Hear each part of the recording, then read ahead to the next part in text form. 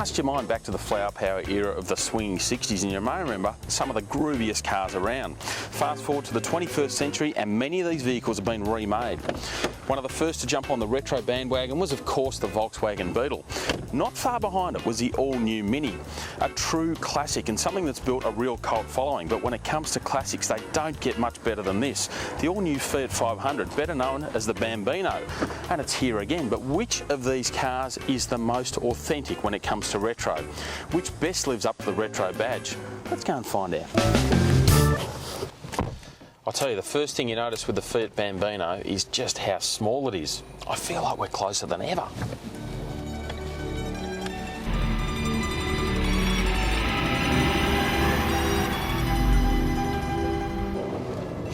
One advantage with that size though is of course getting around in city traffic. It's so easy to park, so easy to do anything in. I'll tell you though, you do feel that you wouldn't want to be putting 4 people in this car, at least not too regularly. Yes, there are back seats, but I don't like the chances of people like me spending too much time back there. Still, in many ways, that's what the Bambino was all about. Being small, putting up with tight, crowded Italian cities.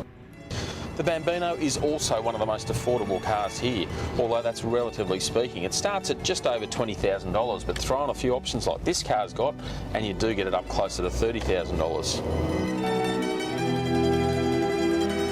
When it comes to being authentic, well, Fiat has done a fantastic job of injecting some real retro flair. Things like the dash, nice high quality materials, and again, all in keeping with the original Fiat 500. The attention to detail, things like nice chrome door handles, the buttons, the switches, all feel in keeping with what the car is trying to achieve. Fiat's also gone to a lot of trouble to keep just a single circular gauge, but it incorporates a lot of information, the speedo on the outside, tacho in the middle, and even a trip computer inside that.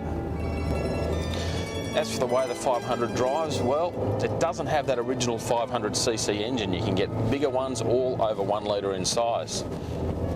So they're not the quickest engines around, but if you rev them, they actually go pretty well. It's a zippy little car. It's obviously a light car and it gets along reasonably well. One thing you may have noticed though is that it's a little bit bumpy. Yes, short wheelbase, relatively firm suspension means that you're bounding around.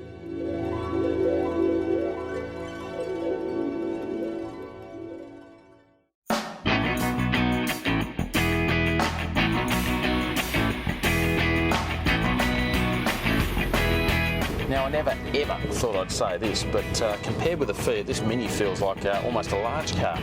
Okay, not quite. It's still a reasonably compact cabin, but you've got a bit more width to it, and if you had to, you could throw a couple of people in the back seat. Mini's also done a fantastic job of injecting plenty of that Mini flavour. The exterior styling is just fantastic. It really lives up to what you expect of a modern day Mini. Inside too, they've gone to a lot of trouble. Even the switchgear and stuff, it's just pure Mini, pure 1960s. Mini's also plonked the speedo exactly where that old one used to be, right in the middle of the car. To be fair though, the Mini is a little bit more expensive. Prices start from about $30,000 and the car I'm in here, well, that's closer to $50,000. Then you start adding options. This exact car is the best part of $70,000. Ouch! That's not very 1960s. But when it comes to the driving experience though, well, the Mini is frankly a fair way ahead. It's got a lot more grunt, but then you'd expect it again for the money and for the fact that this one has a turbo engine. The steering is really nice and direct. The ride's actually a little bit better than you'd expect of a little small car like this.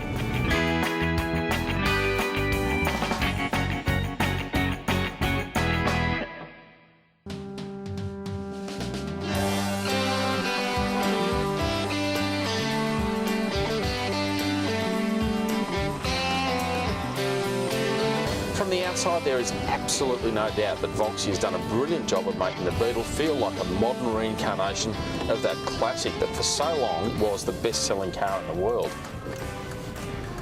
Inside though, it is a very different story. It's sort of like they've just forgotten what to do and come up with a generic dash that happens to have a huge sweep all the way to the windscreen. And that's the start of the compromises in this car. Now effectively this car is a Volkswagen Golf but with a Volkswagen Beetle body on top. And that's where the compromises continue. So you see the engine of the original Beetle was of course in the rear. That was part of the character of the car. In this car, it's in the front. That of course means the boot is switched from the front to the back, and it's quite a small boot. And also the roofline comes down so far that while the rear seats have got reasonable legroom, they've got not a whole lot in the way of headroom. Now of course the new Beetle drives a lot better than the original, but it's not that inspiring, it's not that different, it's not that special, it's just another car. It doesn't feel like an old car redone, it feels like just a new boring bland car. Volkswagen has done a couple of things to try and spice up the cabin. Of course some body coloured bits on the side here, they work okay, and the flower holder, well, bit of a gimmick, but hey, it's different.